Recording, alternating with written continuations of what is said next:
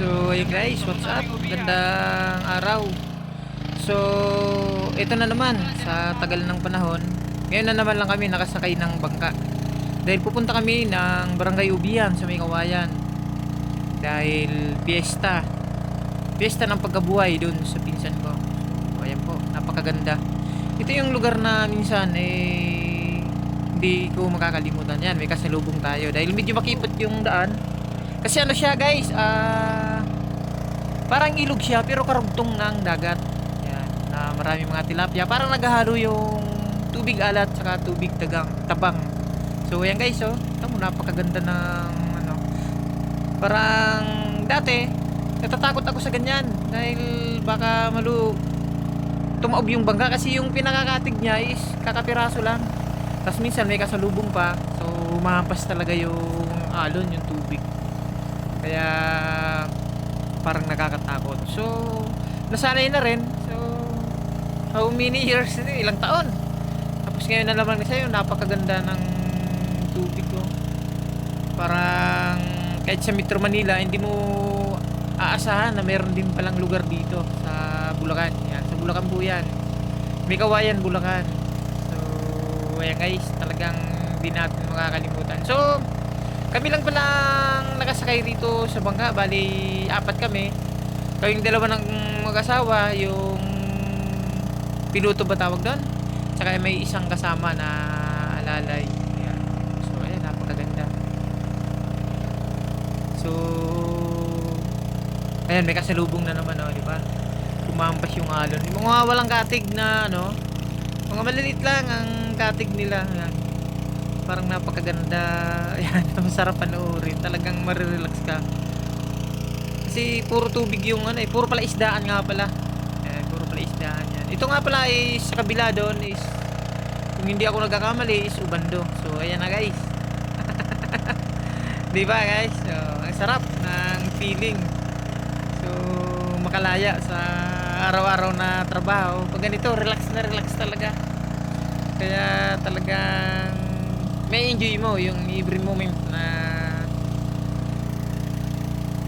dinadaanan mo. So ayan, napakaganda. Minsan maraming nangangapa ng ano dyan, yung mga kabataan nangangapa ng mga tilapia. Yan, marami dyan sa mga puno na yan. Tapos yung parang hipon kagang kung tawagin nila saka mga alimango. Yan, naano nila yan.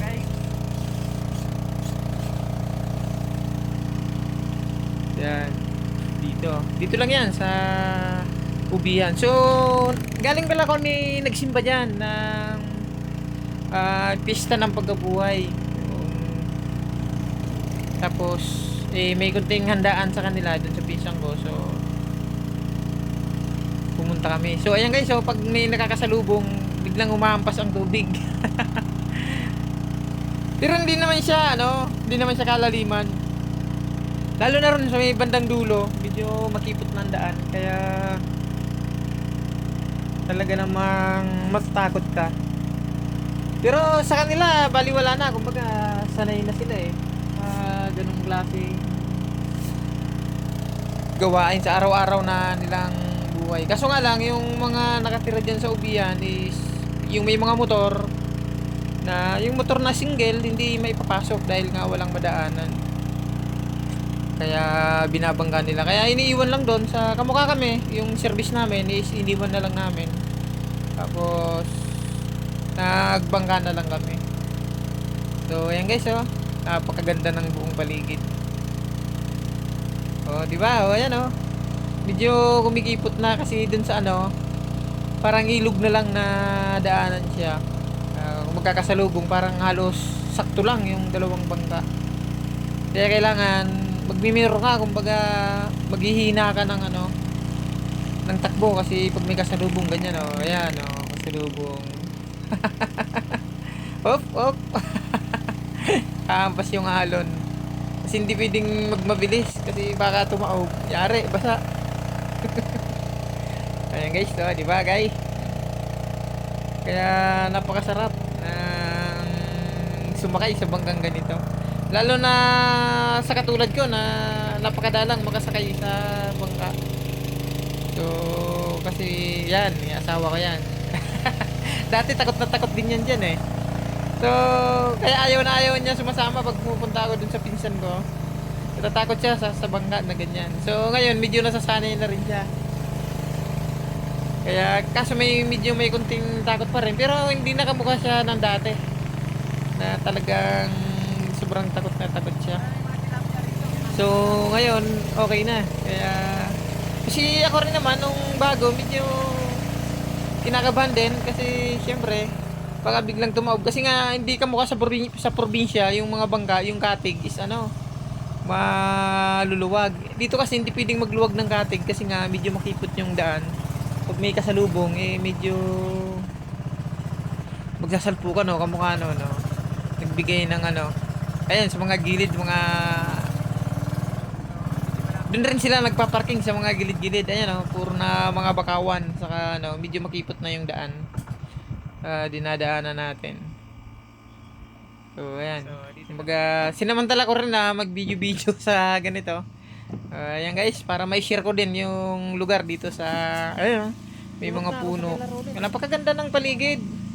Ayun, tapos mapresko, masarap ang hangin. Kasi nga sa dagat, may tubig yan. Kaya, medyo maganda yung So, ayan, may kasalubong na naman. Kaya kailangan na namang mag-minor dahil pag may kasalubong is delikado sa bangka. Baka tumaob or mapasukan ng Tsaka isa pa, baka mabasa yung mga passenger ng tubig sa kasi yung tubig siya, hindi siya umaagos. So kumbaga hindi siya malinis. Kaya ganun pa man. So, ayun pa rin, siyempre, nag-enjoy pa rin tayo. Siyempre, walang pasok, sinamantala yung pagkakataon. So, ganun pa man guys. Maraming salamat and thanks for watching. Huwag pong kalimutan na i-subscribe ang aking channel. Yeah, maraming salamat and God bless po. Ingat po tayong lahat. God bless!